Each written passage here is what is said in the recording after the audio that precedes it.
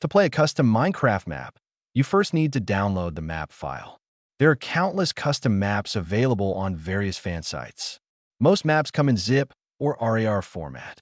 Zip files can be opened directly, while RAR files require software such as WinRAR, 7-Zip, or the Unarchiver for Mac.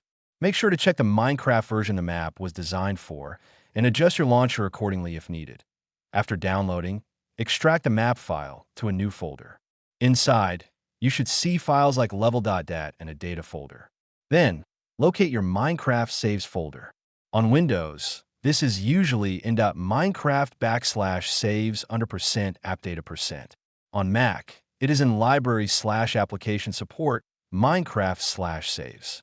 On Linux, it is in .minecraft/saves within your user folder. Copy the extracted map folder containing level.dat and data into the saves folder.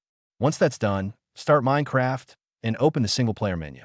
Your new map should appear in the list of saved worlds. Double-click it to load and play. For enhanced performance and graphics, you can also install Optifine, which improves game speed, video settings, and adds options for custom textures.